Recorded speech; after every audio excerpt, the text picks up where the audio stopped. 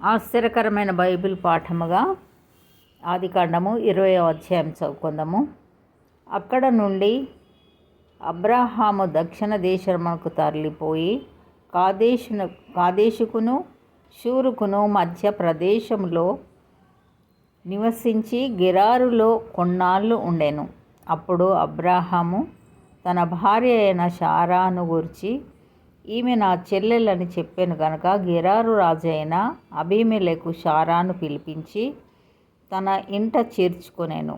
అయినను రాత్రివేళ దేవుడు స్వప్నమందు అబీమెలెకు నొద్దకు వచ్చి, నీవు నీ ఇంట చేర్చుకొనిన స్త్రీ ఒక పురుషునికి భార్య గనుక ఆమె నిమిత్తము నీవు చచ్చినవాడవు సుమా అని చెప్పాను. అయితే అబీమెలెకు ఆమెతో పోలేదు గనుక అతడు, ప్రభువా, ఇట్టి నీతిగల జనమును హతము చేయుదువా? ఈమె నా చెల్లెలని అతడు నాతో చెప్పలేదా? మరియు ఆమె కూడా అతడు నా అన్న అనేను. నేను చేతులతో ఏ దోషము చేయక యథార్థ హృదయముతో ఈ పని చేసితనెను.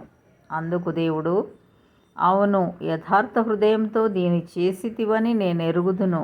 మరియు నీవు నాకు విరోధముగా పాపం చేయకుండా నేను నిన్ను అడ్డగించి తిని, అందుకే నేను నిన్ను ఆమెను ముట్టనీయలేదు.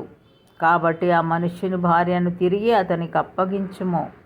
అతడు ప్రవక్త, అతడు నీ కొరకు ప్రార్థన చేయును, నీవు బ్రతుకుదువు.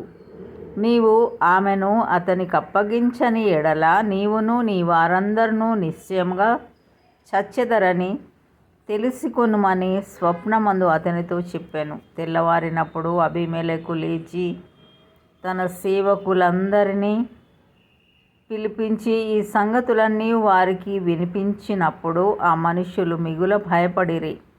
అబీమెలెకు అబ్రాహామును పిలిపించి, నీవు మాకు చేసిన పని ఏమిటి? నీవు నా మీదికిని నా రాజ్యము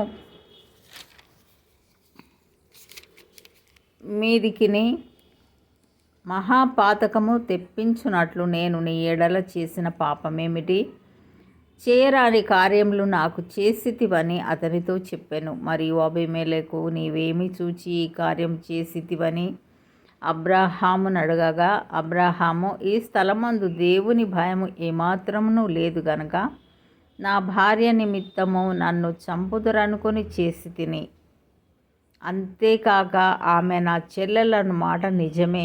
ఆమె నా తండ్రి కుమార్తె గాని నా తల్లి కుమార్తె కాదు. ఆమె నాకు భార్య అయినది.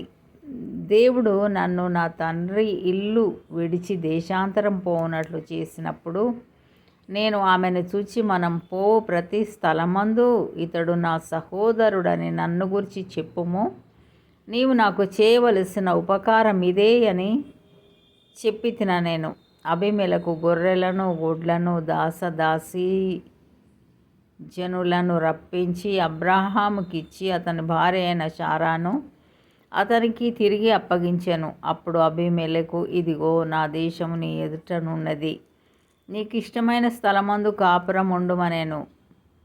మరియు అతడు శారాతో, ఇదిగో నీ అన్నకు నేను 1000 రూపాయలిచ్చి ఉన్నాను. ఇది నీ యొద్దనున్న వారందరి దృష్టికి ప్రాయశ్చిత్తముగా నుండుటకై ఇది నీ పక్షముగా ఇచ్చి ఉన్నాను.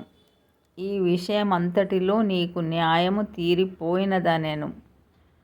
అబ్రాహాము దేవుని ప్రార్థింపగా దేవుడు అబీమెలెకును అతని భార్యను అతని దాసీలను బాగు చేశాను. వారు పిల్లలు కనిరి. ఏలయనగా అబ్రాహాము భార్య అయిన శారాను బట్టి దేవుడు అబీమెలెకు ఇంటిలో ప్రతి గర్భమును మూసి ఉండెను. ఇంతటితో ఈ దినం కొరకైన బైబిల్ పాఠము సరే.